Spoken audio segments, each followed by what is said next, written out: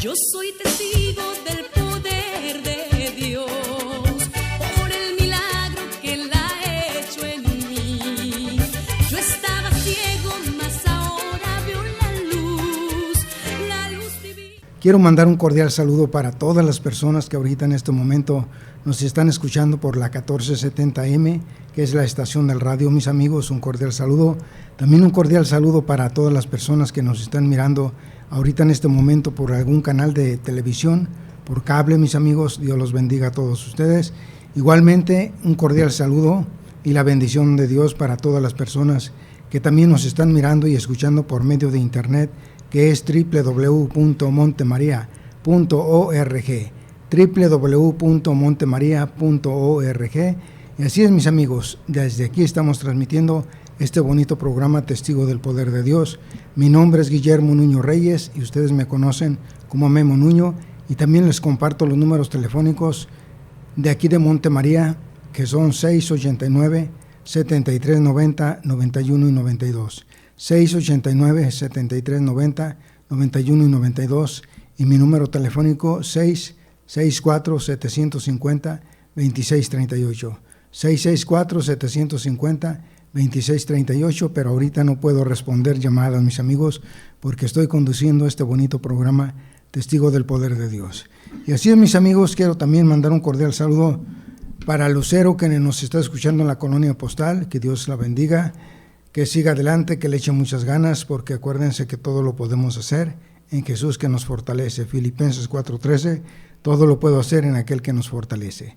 Un cordial saludo para Alejandra también, que nos escucha en la colonia de Otay. Un cordial saludo para Luis, para Paco y para la señora Delia de la colonia Guaycura. Y también un cordial saludo para unos amigos que ahorita estuve con ellos conviviendo, para Sergio López, para Victoria Brizuela de Oakland, California. Un cordial saludo también para Víctor, y también para Lupe, y también para la mamá de Víctor, que nos acompañó ahorita en un momento de convivencia. Y así es, mis amigos, empezamos este bonito programa Testigo del Poder de Dios en la compañía de un amigo que ustedes conocen también, un amigo que tiene un compromiso, una misión, también con el Señor, que tiene un encargo, y el encargo también es proclamar la buena nueva, anunciar el Evangelio, compartir la palabra de Dios con todos ustedes. Y ustedes ya lo conocen, es el señor Rogelio, que nos acompaña cada mes, y hoy se encuentra nuevamente en este bonito programa Testigo del Poder de Dios, para seguir con esa misión, con ese compromiso, con ese encargo que Dios nos ha encomendado. Bienvenido, señor Rogelio, nuevamente a este bonito programa Testigo del Poder de Dios, y por seguir con ese servicio, con esa misión, para darle la gloria a Dios Padre, porque sabemos que no podemos hacer nada, simplemente nosotros somos el barro y Él es el alfarero. Siracides 33:13, como barro en manos del alfarero estamos los hombres, en las manos de aquel que nos ha creado. Trata cada cual como mejor lo estima. Y así es, mis amigos, empezamos este bonito programa en compañía del señor Rogelio. Buenas noches, señor Rogelio. Bienvenido nuevamente a este bonito programa Testigo del Poder de Dios, y seguir compartiendo la palabra de Dios, que es la semilla. Lucas 8:11, aprendan lo que significa esta comparación. La semilla es la palabra de Dios. Entonces hay que preparar nuestro corazón para recibir esa semilla y que no se encuentre como piedra. Lucas 8:6 dice, una parte cayó sobre roca. Pues muchas veces podemos tener nuestro corazón como roca, pero hay que preparar nuestro corazón para que ustedes puedan escuchar ese mensaje que hoy vamos a compartirles con todos ustedes. Adelante, señor Rogelio. Muchas gracias, señor Guillermo. Me da mucho gusto siempre venir aquí a Montemaría. Es un placer el estar compartiendo este programa con la madre Gaby, con el señor Guillermo, venir y escuchar las homilías del padre Jorge en la Santa Misa. Todo esto nutre, fortalece. Entonces iniciamos este programa pidiéndolo a nuestro Padre Dios, en el nombre de nuestro Señor Jesucristo y por intercesión de nuestra Madre Santísima, que derrame su Espíritu Santo sobre este lugar y sobre el corazón de cada uno de los que estamos aquí. Que nuestros cuerpos y todo nuestro ser sean verdaderos templos de su Espíritu Santo. Y que lo que hoy vamos a compartir sea de mucho provecho para todos nosotros. Fíjense que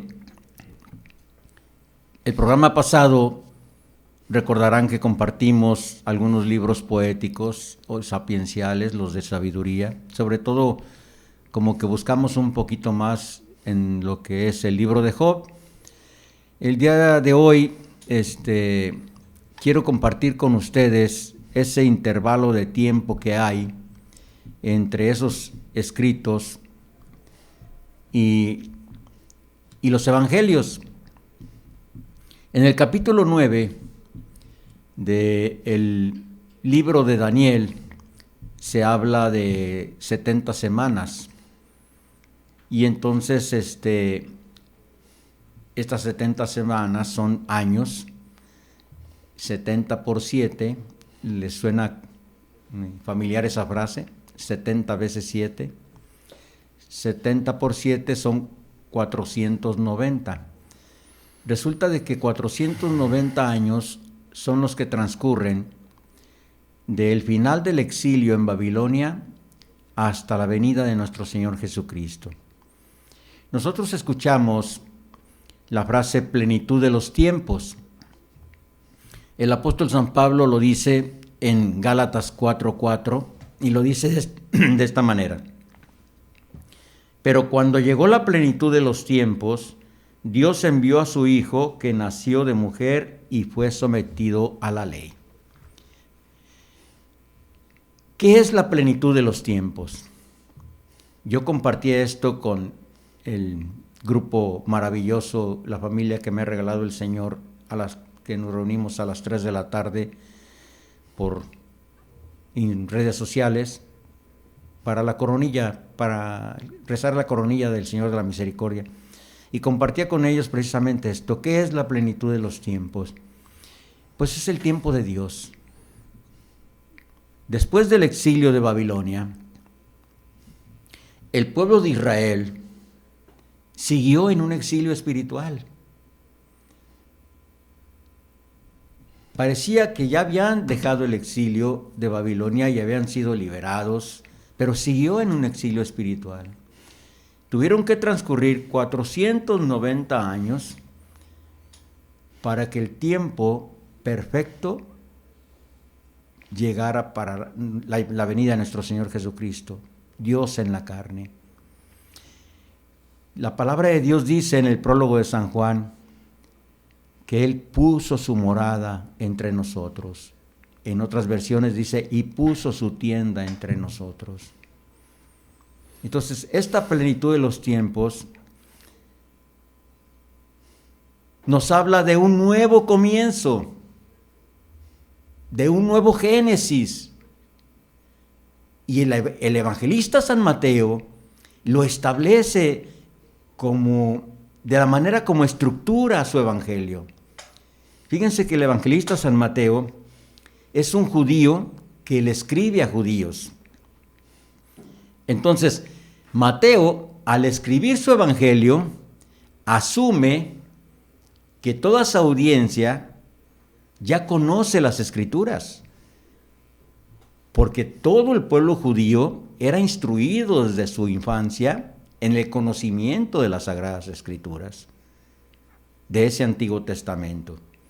Entonces, el evangelista San Mateo, cuando él escribe, cuando él consigna por escrito el evangelio, él sabe que al dirigirse a los judíos, de todo lo que él escriba, ellos ya tienen conocimiento. ¿Cuál es el objetivo primordial de San Mateo al escribir su evangelio? Demostrar que en Jesús se cumple todo lo escrito. Todo lo escrito por Moisés y todo lo dicho por los profetas. Tienen su cumplimiento en Jesús. Es el único evangelio que inicia con una genealogía. De los 4 evangelios, el evangelio de San Mateo es el único que inicia con una genealogía.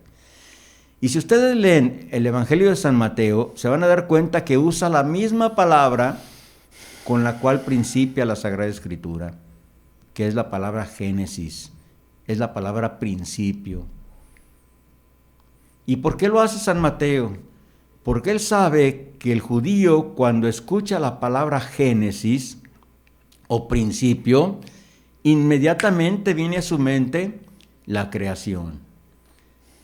Y en la creación, en el libro del Génesis, se nos da a conocer que la palabra de Dios tiene poder. Dice el libro del Génesis, y dijo Dios, y se hizo. Con esto el evangelista San Mateo nos dice que en Jesús hay una nueva creación, un nuevo inicio, un nuevo Génesis. Es la misma palabra que aparece en la Septuaginta.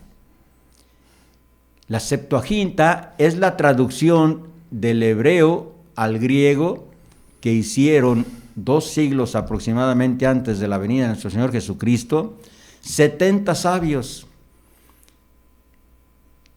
tradujeron del hebreo al griego. Y hay algún dato tan maravilloso en esto, que fíjense que los 70 sabios tradujeron los escritos del hebreo al griego de manera separada, de manera individual. Pero resulta que cuando compararon las traducciones de cada uno de estos 70 sabios, estaban traducidas exactamente igual o cercano a la exactitud de igual, con las mismas palabras. Esto es muy complicado, aquel que sepa de lo que es una traducción, ya llamemos por ejemplo del inglés al español, suena muy difícil para que coincidan las traducciones, no digo de 70, de 2 personas que por separado traduzcan algún libro o algún escrito. Pues en esto vieron la obra de Dios, en que coincidían las traducciones. Pues en esta Biblia Septuaginta, que es la traducción al griego de los escritos antiguos, se usa esta palabra que utiliza el evangelista San Mateo en el inicio de su evangelio. El evangelista nos muestra una genealogía de Jesús. ¿Qué pretende el evangelista San Mateo? Demostrar que Jesús viene de Abraham y que es hijo de David. En esta genealogía, él demuestra que Jesús viene de Abraham y que es hijo de David. Y con ello nos habla de un nuevo comienzo de este pueblo de Israel, de una nueva historia. Y demuestra que Jesús procede de personajes históricos en esa historia del pueblo de Israel. Pero también hay algo muy curioso en esta genealogía, y es que la llegada de nuestro Señor Jesucristo a este mundo fue en circunstancias dudosas. ¿Recuerdan ustedes el problema para nuestra Madre Santísima cuando el ángel se le presenta y le dice que concebirá y dará a luz un hijo? Y José, el problema para que San José pudiera ver esto como algo divino, ¿no? Tuvo que venir un sueño y en sueños el Señor hablar con él. Pero fíjense que el evangelista San Mateo, en su genealogía, nos muestra a 4 mujeres, cosa que es inaudito, porque en la cultura hebrea, en la cultura del pueblo hebreo o de los pueblos orientales, no se acostumbraba a meter en las genealogías a mujeres. No aparecían las mujeres en las genealogías. Y en este capítulo 1 del Evangelio de San Mateo, Mateo introduce a 4 mujeres, pero todavía es más inaudito y sorprendente que sean 4 mujeres de dudosa reputación. Fíjense que aparece Tamar. Tamar es una mujer que es la esposa de Judá, hijo de Jacob. Y Tamar se da cuenta que Judá no puede tener hijos, no puede procrear hijos. Entonces, en este tiempo, nunca tenía la culpa el hombre de no tener hijos. Siempre recaía la culpa en la mujer. Y para una mujer ser estéril era algo vergonzoso, era tanto como ser maldita. Entonces Tamar se da cuenta que ella no es la que no puede tener hijos y que es Judá, y se hace pasar por prostituta y engaña a Jacob. Y entonces tiene un hijo o tiene gemelos de Jacob. ¿Se dan cuenta? Capítulo 38 del libro del Génesis, búsquenlo. Yo a veces digo, compartía con este grupo del Señor de la Misericordia, que no, hombre, ni siquiera se le acercan las novelas de Televisa a las historias que están en la Sagrada Escritura. Una vez compartí que la Sagrada Escritura se podía leer hasta con morbo, ¿no? Porque tiene muchas historias de dramas verdaderamente humanos. La otra mujer que aparece en la genealogía de Jesús es Rahab, una prostituta que vive en las murallas de Jericó. Cuando el pueblo de Israel cruza el Jordán, liderados por Josué, 2 espías van a investigar y Rahab los esconde en su casa. Y este hecho de que Rahab haya escondido a estos 2 espías israelitas le ganan la salvación, fíjense. Por eso hay que estar atentos a los momentos de Dios, el momento en el que nos llega la oportunidad de alcanzar la salvación. Y Rahab es una prostituta. Aparece en el libro de Josué, en el capítulo 2. La otra es Ruth, una mujer moabita. Tenemos el libro de Ruth, la pueden ver en la Sagrada Escritura en el libro de Ruth. Una pagana, una mujer moabita, y aparece en la genealogía de Jesús. Y la otra mujer, Mateo incluso no le da el nombre. Nosotros sabemos que se llama Betsabé, pero Mateo en la genealogía de Jesús dice que es la mujer de Urías el hitita.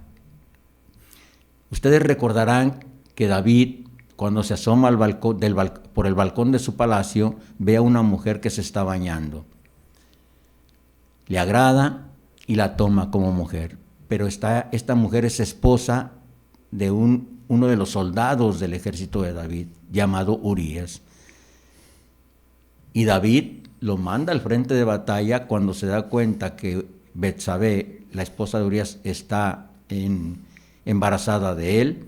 Manda a Urías el hitita a la batalla, a lo más cruento de la batalla, con todo el objetivo y con toda la intención de que lo maten, para ocultar su pecado. Es todo un drama. Entonces, estas 4 mujeres de dudosa reputación aparecen en la genealogía de Jesús. Y todo esto lo hace Mateo con toda la intención de llegar a este pueblo judío y de cambiar en una nueva creación todos estos conceptos y todas estas ideas, ¿no? Entonces, en Jesús tiene su cumplimiento todo el Antiguo Testamento. Todo, profecías, leyes, todo el Antiguo Testamento. Y hay algo que me gusta a mí mucho compartir, y en la homilía del Padre Jorge, siempre lo digo, no parezco como muy repetitivo, pero cada vez que vengo invitado por el Señor a este programa y voy a la Santa Misa, la homilía del Padre Jorge se conecta con lo que el Señor me ha dado para compartir. No leemos la Biblia nosotros para saber, no es ese el objetivo. La Biblia no se lee para saber más.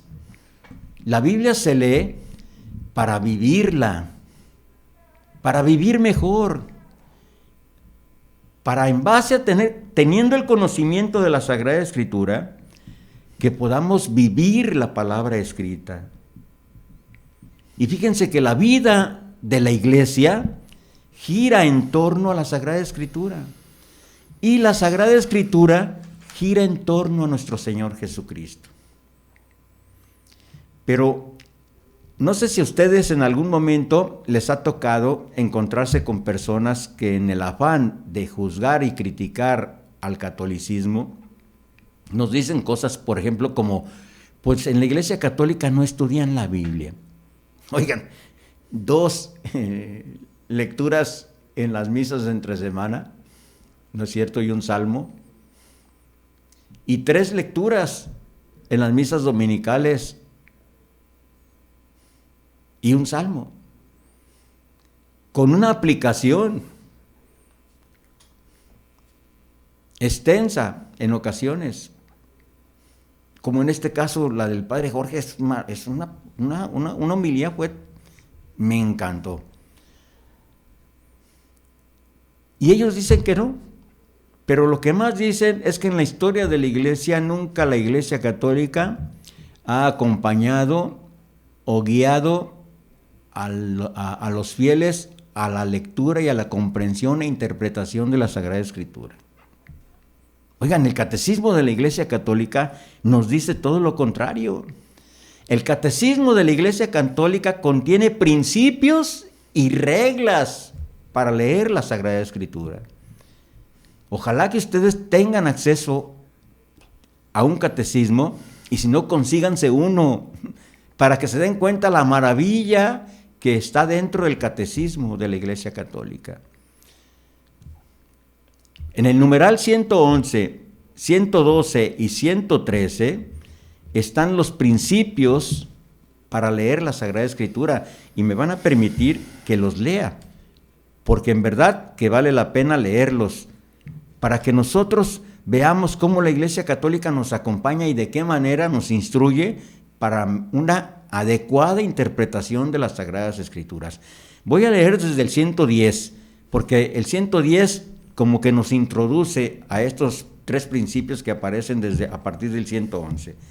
Dice el 110 así, dice: para descubrir la intención de los autores sagrados es preciso tener en cuenta las condiciones de su tiempo y de su cultura. Los géneros literarios usados en aquella época, las maneras de sentir, de hablar y de narrar en aquel tiempo, pues la verdad se presenta y se enuncia de modo diverso en obras diversas, en obras de diversa índole histórica, en libros proféticos o poéticos o en otros géneros literarios. Ahora aquí viene el 111, escuchen. Pero dado que la Sagrada Escritura es inspirada, hay otro principio de la recta interpretación no menos importante que el precedente, y sin el cual la Escritura sería letra muerta. Escuchen esto. La Escritura se ha de leer e interpretar con el mismo espíritu con que fue escrita. Ay, ¿cómo ven? La Escritura se debe leer e interpretar con el mismo espíritu con que fue escrita. Es decir, no podemos nosotros leer la Sagrada Escritura y echarla a volar nuestra imaginación, queriendo que nos diga lo que nosotros queremos. Se debe leer con el mismo espíritu con que fue escrita. ¿Cómo vamos a lograr esto? Investigando. ¿Qué dice Jesús? Escudriñen las Escrituras, ¿verdad? El 112. Bueno, el final del 111 dice así: el Concilio Vaticano II señala 3 criterios para una interpretación de la Sagrada Escritura conforme al espíritu que la inspiró. El primer criterio es prestar una gran atención al contenido y a la unidad de toda la Escritura. No lo voy a leer completo por razones de tiempo, pero escuchen, prestar una gran atención al contenido y a la unidad de toda la Escritura. ¿Por qué? Porque en ocasiones nosotros sacamos un texto de su contexto y hacemos de esto un pretexto que nos lleva a un relajo de todo esto, ¿no? ¿Por qué? Porque estamos mutilando un texto. Yo cuando me dicen, ¿y en dónde aparece eso que usted está diciendo? No me agrada decir capítulo y versículo. me gusta decir capítulo. ¿Por qué? Porque es necesario que leamos el capítulo completo para poder comprender lo que dice ese versículo. Ahora, vamos a ver el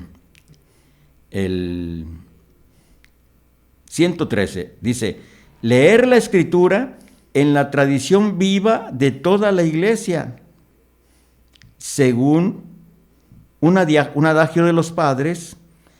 Dice, la Sagrada Escritura está más en el corazón de la iglesia que en la materialidad de los libros escritos. En efecto, la iglesia encierra en su tradición la memoria viva de la palabra de Dios y el Espíritu Santo le da la interpretación espiritual de la Escritura. Debemos leer la Sagrada Escritura desde la tradición viva de la iglesia. Fíjense que la tradición de la iglesia se dio de esta manera, o es esto. Fíjense, los apóstoles recibieron de Jesús o escucharon a Jesús lo que Jesús dijo y lo que hizo. Fueron testigos de lo que hizo.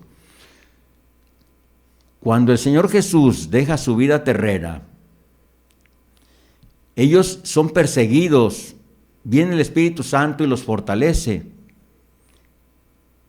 y cumplen con ese mandato de nuestro Señor Jesucristo de proclamar el Evangelio a toda criatura. Ellos mueren mártires.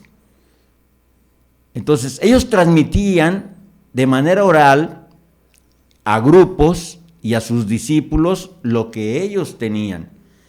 Y luego los discípulos de ellos se lo transmitían a sus discípulos. Y los discípulos de estos a los discípulos. Y así fue transmitiendo en una transmisión, en una tradición que viene desde nuestro Señor Jesucristo. Eso es la tradición viva de la iglesia. Aquellos primeros padres fueron discípulos de los discípulos de los apóstoles. A esto nos debemos apegar nosotros para leer la Sagrada Escritura y para tener una adecuada interpretación. Entonces, el 114 dice así, que es el tercer principio: estar atentos a la analogía de la fe. Por analogía de la fe entendemos la cohesión de las verdades de fe entre sí y en el proyecto total de la revelación. Cuando la iglesia, quiero poner un ejemplo nada más, cuando la iglesia hace una declaración de un dogma, lo hace porque recibe la inspiración de Dios y porque ya lo estudió profundamente para hacer esa declaración de ese dogma. Y nunca un dogma se va a contraponer con lo que dice la Sagrada Escritura. Entonces nosotros debemos estar atentos a esta analogía de la fe. Las reglas, esto que leímos son los principios. Las reglas están en el 115, 116 y 117. Esto es maravilloso. Me encantaría que si tienes un lápiz y un papelito lo escribas, porque es maravilloso. Si no tienes el catecismo a la mano. Fíjate, dice así, 115. Según una antigua tradición, se pueden distinguir dos sentidos de la Escritura. Primero, el sentido literal y el sentido espiritual. Este último se divide en sentido alegórico, en sentido moral y en sentido anagógico. Entonces, hay un sentido literal. ¿Qué es el sentido literal? Lo que está escrito. Así como está escrito, por ejemplo, si tu ojo es ocasión de pecado, más te vale arrancártelo y entrar tuerto en el reino. ¿Les recuerdan? Si tu mano es ocasión de pecado, oigan, si lo entendemos de manera literal o si leemos de manera literal la Sagrada Escritura, pues no vamos a ver ninguno con dos ojos, ¿no? Ni con los miembros completos. Porque si tu brazo es ocasión de pecado, más te valdría cortártelo. Oiga, pues... No, pero no debemos leer la Escritura de manera literal. La podemos leer, pero no debemos entenderla de manera literal.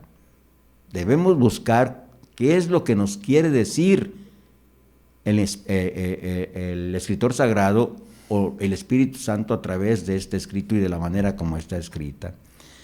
Entonces, esto es el sentido literal. El sentido espiritual, escuchamos que dice que está dividido en 3. Lo voy a resumir. Dice, el primero es el alegórico, el sentido alegórico. ¿Cuál es el sentido alegórico?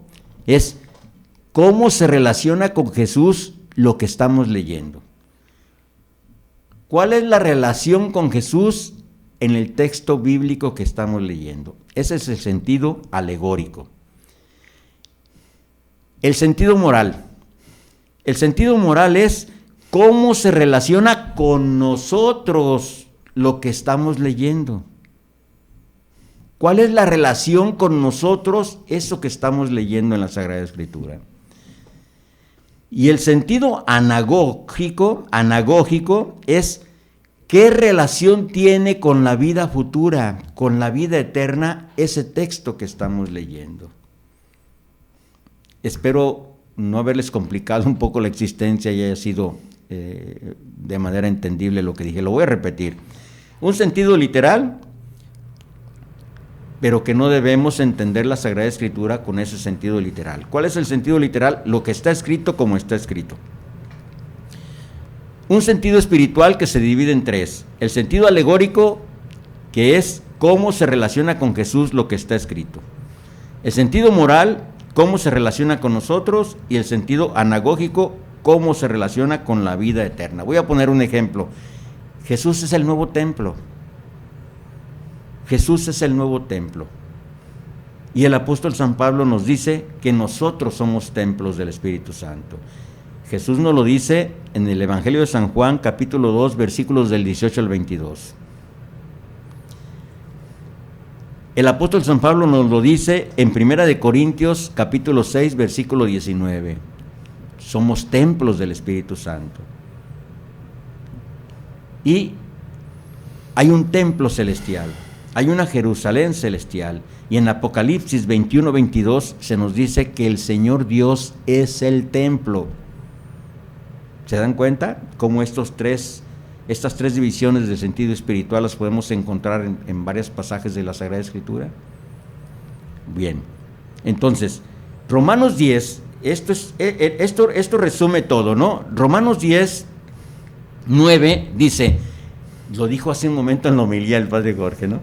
Dice, todo aquel que confiese con su boca que Jesús es Señor y crea con su corazón que Dios lo resucitó entre los muertos, será salvo. Es decir, será templo de Dios. Será templo de Dios. Todo aquel que confiese con su boca que Jesús es Señor y que Dios lo resucitó entre los muertos. Señor Guillermo. Así es, señor Rogelio. Qué bonito estar compartiendo el mensaje de la palabra de Dios. Y si alguno de ustedes está escuchando este programa y si gusta hacerle alguna pregunta al señor Rogelio, él con mucho gusto le responderá esa pregunta que ustedes le gusten hacer. Fíjense, así como al principio hablamos de ese placer, de esa alegría y de ese gusto de estar compartiendo con ustedes el mensaje de la palabra de Dios, pues yo creo que es algo muy bonito el reflejarlo también, esa alegría y ese gusto, porque podemos decir que es un placer, una alegría y un gusto, y se imaginan en estar el señor Rogelio y yo aquí, como hemos escuchado al Padre Jorge, que a veces ha dicho, ¿verdad?, que podemos estar como cara de fuchi, cara de guarache aplastado, pero aquí estamos con alegría y gusto y un placer de estar compartiendo con ustedes el mensaje de la palabra de Dios. Y así como nos dice de que nomás escuchamos Génesis y se nos viene a la mente la creación, y es verdad, señor Rogelio, yo también siempre que escucho Génesis se me viene a la mente todo lo que Dios ha hecho en el mundo, toda la creación, la vida, los peces, bueno, todo. Entonces, qué bonito, como nos dice aquí, de leer la Biblia. Hay que tratar de leerla, y si hay algo que ustedes no puedan entender, pueden buscar alguna persona indicada, algún sacerdote, alguna religiosa o religioso, alguien que los pueda instruir. No nomás cualquier persona que se encuentren y qué dir aquí, no. Busquen a alguien para que les pueda dar una instrucción bien hecha y algo bien a fondo, bien profundo, que sea bien de espiritualidad. Ahora también nos dice, atentos a los momentos de Dios. Sí, hay que estar atentos a esos momentos de Dios, porque muchas veces no estamos atentos a las cosas de Dios, y al no estar atentos a las cosas de Dios, ¿cuántos momentos nos estamos perdiendo? Y nos los estamos perdiendo por la razón, como dice Gálatas 3:2, preocúpense por las cosas del cielo y no por las de la tierra. Pues si nosotros nos estamos preocupando por las cosas de la tierra, pues nos vamos a estar perdiendo de esos momentos grandes de Dios. Luego nos dice el señor Rogelio también de leer la Biblia. Claro, como les dije al principio, todos podemos leer la Biblia, pero no todos la podemos entender. Y hay que tratar, como les digo, de buscar a una persona que nos pueda instruir en algún capítulo, algún versículo que ustedes no puedan entender en las Sagradas Escrituras y pedirle de su ayuda. Ahí, como dice el señor Rogelio, nos instruye. Claro que sí. Y esa palabra instruir viene en el libro de la Sabiduría, capítulo 6, versículo 25, nos dice, instrúyanse por medio de mis palabras, así obtendrán beneficios. Así es. Entonces, hay que tratar de leer la Biblia para podernos instruirnos. Ahora, hay que escuadriñar las Escrituras. Hay que escuadriñarlas, por ejemplo, vamos a compartir un capítulo o un versículo. Entonces, es un versículo muy pequeño, pero si lo escuadriñamos, le podemos sacar mucho mensaje, mucho entendimiento y les podemos compartir a todos ustedes. Porque muchas veces encontramos un versículo y pues ya lo leemos, pero trae mucho mensaje, pero muchas veces nomás comparten cualquier cosita. Hay que escuadriñar el mensaje, como este mensaje que me ha gustado mucho. Fíjense, Filipenses 4:13 dice, todo lo puedo hacer en aquel que me fortalece. Está muy bonito. Y encontré otro versículo que se complementa con ese. Es en Primera de Timoteo, capítulo 12, versículo 1. Fíjense cómo nos dice Filipenses 4:13. Todo lo puedo hacer en aquel que me fortalece. Entonces, nos damos cuenta que la fortaleza viene de Dios. Y aquí me queda bien claro en este pasaje que dice, gracias doy al que me da la fuerza, a Cristo Jesús, por haber confiado su confianza, su encargo en mí. Algo así dice. Al final no lo recuerdo muy bien, pero dice, gracias doy al que me da la fuerza, a Cristo Jesús, por la confianza que tuvo en mí al hacer su encargado. Entonces, fíjense, la confianza que tuvo al hacer en mí su encargado. Ahora yo me doy cuenta que tuvo la confianza Jesús en mí, en este encargo grande y bonito que a mí ahora lo he descubierto, ese encargo de predicar, ese encargo de llevar la palabra de Dios a mis hermanos. Yo creo que pónganse a reflexionar qué encargo Dios te ha encomendado a ti. A lo mejor tienes 2 o 3 encargos y pues no te has dado cuenta. Pero ponte a leer la Biblia, a escuadriñarla, porque trae mucho mensaje. Dice gracias, pues hay que aprender a darle gracias. Al que me da la fuerza. ¿Quién es el que me da la fuerza? Pues es Jesús. A Cristo Jesús nuestro Señor, dice, y es nuestro Señor, por haber confiado en mí. Fíjate, Jesús confía en ti. ¿Y qué respuesta le estás dando? Así como nos dice escuadriñar las Escrituras, pues hay que tratar de escuadriñarlas cada palabra, porque cada palabra trae un buen mensaje. Y así como nos dice, ya está ahí, señor Rogelio. Entonces, fíjense, la enseñanza que nosotros podemos aprender si ponemos atención a lo que es el mensaje de la palabra de Dios. Instrúyanse, pues hay que instruirnos. Dice en Mateo 11:29 Jesús, aprendan de mí que soy manso y humilde de corazón. Pues yo creo que todos estos programas, mientras nosotros tengamos a nuestra mano una pluma, un cuaderno o un teléfono para estar apuntando, vayan apuntando. Y luego otros programas que escuchen algo interesante, vayanlo apuntando. Y después van a tener muchos apuntes y de esos muchos apuntes se van a complementar con muchos apuntes que tienen. Yo así le he hecho y gracias a Dios es como he ido aprendiendo y es como me he ido instruyendo por medio de las Escrituras, pero también es el saber escuchar. Eclesiástico 6:33 dice, si te gusta escuchar, aprenderás. Si pones atención, te instruirás. Adelante, señor Rogelio. Fíjense que gracias a la tradición de la iglesia, porque nuestro Señor o nuestro Padre Dios utilizó a nuestros primeros padres en esta tradición, gracias a ello tenemos la Biblia. Y esto a nuestros hermanos separados a veces les cuesta trabajo entenderlo, ¿no? Que la Biblia la tenemos como está y como existe gracias a la tradición de la iglesia. Otro ejemplo que podemos usar para poner en práctica estas reglas que nos da el Catecismo de la Iglesia Católica, por ejemplo, es el capítulo 4 del Evangelio de San Mateo, que son las tentaciones.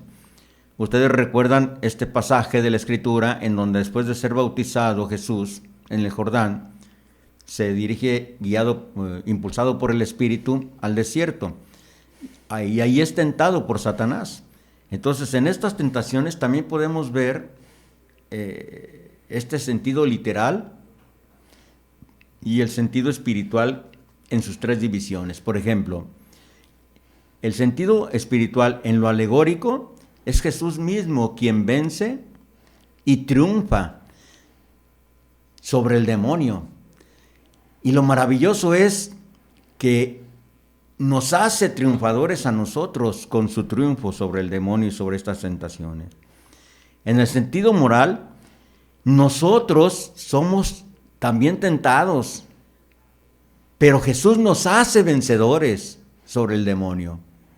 En el sentido anagógico, en Jesús nosotros somos más que vencedores si le reconocemos, si le aceptamos, si reconocemos que es Señor y lo hacemos Señor de nuestra existencia. Esto lo dice Romanos 8:37, ¿verdad? En Él somos más que vencedores. Entonces, también en estas tentaciones aparece el pueblo de Israel, ¿no?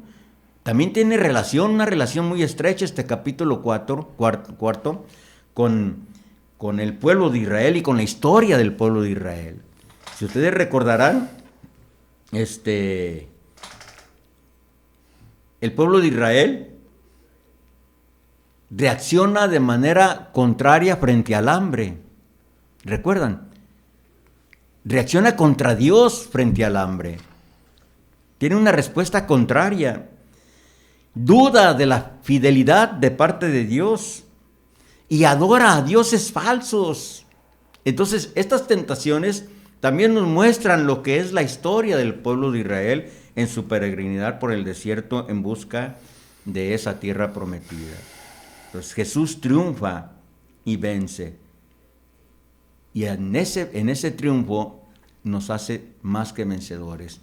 Fíjense que hace un momento el padre Jorge en la homilía nos hacía una pregunta: ¿qué es la gloria de Dios? ¿Cómo entendemos la gloria de Dios? Y entonces, reflexionando, es la misma pregunta que yo les hago a ustedes. ¿Qué es lo que entienden por la gloria de Dios? Y muchos de nosotros estamos equivocados en qué es la gloria de Dios o cómo se debe manifestar la gloria de Dios en nosotros. Y no es a través de los dones, como decía el padre Jorge, del don de la sanación o del hablar en lenguas. No es a través de eso como se manifiesta, como se es, o como podemos llevar la gloria de Dios a otros, ¿no? Porque miren, a veces nosotros gastamos nuestra vida en la búsqueda de ese don que nosotros queremos. Hay un cuento que quiero concluir con esto porque se me hace que ya se está acabando el tiempo, señor Guillermo. Tenemos 5 minutos. Ok. Fíjense, el padre Jorge nos hizo hincapié en los dones que nuestro Señor nos ha regalado a través del ministerio sacerdotal del padre Rayito. Sin embargo, él reconoció que el padre Jorge no tiene estos dones, pero que él ha visto la gloria de Dios en lo que él ha hecho y en cómo Dios se ha manifestado a través de él. Y esto es importante que lo tomemos en cuenta y en consideración, sobre todo aquellos que tenemos un ministerio o un servicio dentro de una comunidad eclesial. no es posible que miren, lo quiero decir de esta manera, no debemos quedarnos en una catequesis infantil, debemos que recibir una catequesis en nuestro estado adulto, para que podamos tener comprensión sobre todo esto. Hay un cuento de un anciano maestro oriental. En su lecho de muerte recibe la visita de su discípulo, ya anciano también el discípulo, después de que el discípulo se fue a peregrinar por el mundo. Y el anciano en su lecho de muerte le pregunta, ¿qué es lo que has hecho en tu vida? Y el discípulo le dice, Señor, maestro, ya camino sobre el agua. Y el anciano le dice, ¿pero qué has hecho en tu vida? Maestro, camino, logré ya caminar sobre el agua. Y el anciano le vuelve a repetir en su lecho de muerte, ¿pero qué hiciste con tu vida? Toda tu vida la gastaste en ese deseo de aprender a caminar en el agua o sobre el agua. ¿Qué hiciste? ¿Qué has hecho con tu vida? Entonces muchos de nosotros gastamos nuestra vida en la búsqueda de un don o de dones, porque los queremos. Pero no es eso la gloria de Dios, y esa no es la manera de llevar la gloria de Dios y de dar a conocer la gloria de Dios. Llevar la gloria de Dios a otros es acompañarlos, es transmitirles la palabra de Dios y lo que Dios ha hecho con nuestra vida, no a través de milagros y de dones extraordinarios. Si el Señor te lo regala, ponlo al servicio de Él, pero si no te lo regala, hay otros dones que tienes y que los puedes poner al servicio y de esa manera llevar la gloria de Dios a otros. Señor Guillermo. Así es, tenemos dones y carismas diferentes. Romanos 12:6 dice, y tenemos carismas diferentes, según el don que hemos recibido. Entonces, trata de descubrirte en realidad todo eso que tienes para que no estén guardados. Ahora, como nos dice el señor Rogelio, ¿qué has hecho con tu vida? ¿Qué sentido le estás dando a tu vida? ¿Cómo la estás viviendo? ¿Una vida oscura, una vida de tinieblas? Porque nosotros somos como un pincel, y lo único que se le pide al pincel del pintor es que se deje emplear dócilmente para que así Dios pueda crear toda esa belleza. Así, mis amigos, hemos llegado al final de este bonito programa. Nos llamó María de Jesús Cruz, le mandamos un cordial saludo. Dice, saludos para el señor Rogelio y para Memo. Pues un cordial saludo, María, que Dios te bendiga y que sigas con esa misión, con ese compromiso que Dios te ha encomendado. Y así, mis amigos, hemos llegado al final de este bonito programa Testigo del Poder de Dios. Quisiéramos más tiempo para seguir compartiendo la palabra, pero no se pierdan el próximo sábado, seguiremos con esa misión, con ese compromiso. Y el Salmo 4:9 nos dice, en paz me acuesto y enseguida me duermo, pues solo tú, en paz me acuesto y enseguida me duermo, pues solo tú, Señor, me das seguridad.